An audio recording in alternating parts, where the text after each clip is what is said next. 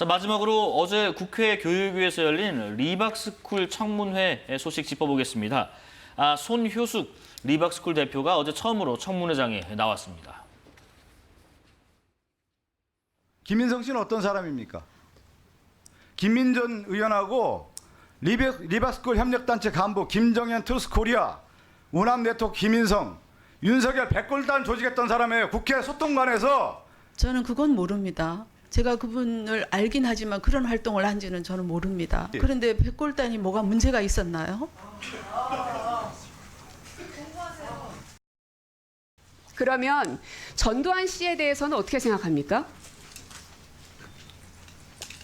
명예를 다시 복권시켜야 될 사람이라고 생각하십니까? 이미 어려운 일이 되었다. 이 해당 TF 자료에 보면 손효숙이라는 이름 석자가 버젓이 올라가 있습니다. 거기서 뭘 했냐? 전두환 명예회복을 위한 TF 회의를 했습니다. 그러면 이 자리에 가서 전두환 명예회복 하지 맙시다라는 걸 주장하려고 여기 들어가셨나요? 예, 제가 그런 얘기를 했다고 한들 그것은 우리 개인들, 국민 주권자들의 생각일 뿐입니다. 그래서 본인은 전두환 명예회복에 대해서 동의하냐 안 하냐고요? 지금은 어렵죠. 그런데 지금 이런 리박스쿨이 배출한 늘봄 학교 강사들이 학교 현장에서 어린아이들 교육을 맡았다고 합니다. 청문회에서는 윤석열 정부 당시에 늘봄 학교 사업에 이 리박스쿨 관련 단체를 선정해달라는 대통령실의 압박이 있었다라는 관계자의 증언도 나왔습니다.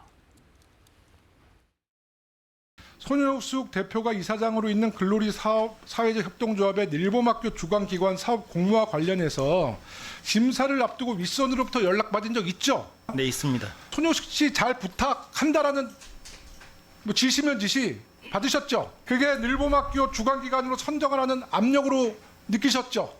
솔직히 말씀하세요. 네, 압력으로 느꼈습니다. 죄송하지만 그 교육부에서 연락받았습니까? 대통령실에서 연락받았습니까? 대통령실로부터 연락받았습니다. 대통령실 교육. 지금 윤석열 정부의 대통령실이 교육부 공무원에게 압력을 넣었다라는 이런 증언이 나오면서 파장이 좀 커지는 것 같습니다. 그러니까 지금 어제 국회에서 있었던 손효숙 대표의 발언을 보면서 예. 저런 발언과 저런 역사 인식을 갖고 있는 분의 교육 내용이 우리 아이들에게 영향을 미친다. 이거 학부모들로서 참 깜짝 놀랄 일 아닙니까? 그러니까 이게 이제 핵심적인 문제인 겁니다. 이게 단순하게 손효숙 대표의 어떤 사상을 검증하겠다는 게 아니라 지난 정권과 연계돼서 늘봄학교라는 강사를 양성하는 데 대통령이 직접 관여했다는 내용이 어제 확인이 된 겁니다. 근데 그런 역사교육, 전두환의 명예회복을 주장하는 분이 대표로 있는 분이 양성한 강사들이 아이들을 가르친다. 이걸 학부모들이 알게 됐기 때문에 이거 진상규명에서 책임을 물어야죠. 특히 어제 손효숙 대표 말씀 중에 깜짝 놀란 게 백골단이 무슨 문제입니까? 이런 얘기를 합니다. 그러니까 역사의식이나 인식이 그냥 과거 80년대에 머물러 있는 것 같아요. 백골단은 1980년대에 지금 화면에 나오는 것처럼 저렇게 사복 체포조라고 해서 군사 독재 정권의 상징입니다. 저도 아마 저 비슷한 현장에서 백골단을 마주쳤을 때 그때 받았던 충격과 공포, 실제 피해도 당했고요. 그 경험을 했던 이 세대들이 보면 일종의 트라우마 아닌 트라우마가 생각나는 장면인데 그게 다시 왜 떠올렸냐면 이번 비상계엄 내란 사태 때 국회에서 백골단을 자처한 자들이 윤석열 전 대통령을 지키겠다며 똑같은 모양새, 그러니까 그런 하얀 헬멧을 쓰고 나와서 기자회견을 했습니다. 그 과거의 독재 역사가 오늘로 이어진 겁니다. 그런데 그 백골단이 뭘 했죠? 무슨 문제인가요? 이런 인식을 갖고 있는 분의 교육관, 역사관이 우리 아이들에게 전파되고 있었습니다. 이 관여된 손효숙 대표의 리박스쿨은 물론 교육부 대통령실의 어떤 지시에 관련된 자들이 있다면 정치적, 법적 책임을 반드시 물어야 된다고 봅니다. 진상을 규명해서 좀 책임을 물어야 한다 이런 입장을 주셨습니다.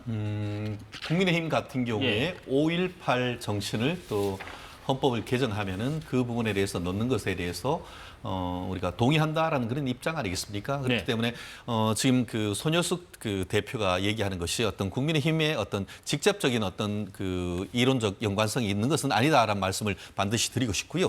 손효숙 대표 같은 경우에는 본인의 어떤 신념에 따라 평생 살아왔던 것이고 손효숙 그 대표 같은 경우에는 리박스쿨 한마디로 건국의 아버지로 이승만 또 산업화의 아버지로 박정희 대통령을 뭐 그분으로서는 개인적으로 존중하는 그런 부분으로 해서 본인의 사업하는 것 자체에 대해서 뭐라고 할 수는 없다고 생각합니다. 예. 다만 그것이 어떻게 보면 우리 학교 교육에 얼마나만큼 어떻게 영향이 미쳤느냐 이런 부분도 개인의 사업하는 과정 속에서 정당한 절차를 거쳤다고 하면은 그 또한 우린 존중돼야 된다고 봅니다. 다만 지금 그 얘기하신 것처럼 민주당의 어떤 그 의원님들이 질문을 했을 때에 교육부 관계자가 대통령실로부터 그와 같은 압박을 받았다라는 취지를 했다고 하면은 그런 부분에 있어서는 어떤 교육의 중립성, 어떤 교육의 헌법상의 어떤 중립성 이런 부분과 관련해서 문제가 될 수 있고 그렇다면은 그 부분에 대해서는 추가적인 수사가 필요하다라고 보고요. 네. 다만 말씀드린 것처럼 이 부분은 교육은 상당히 이념적인 색채가 강한 그런 상황 속에서 어쨌든 박정희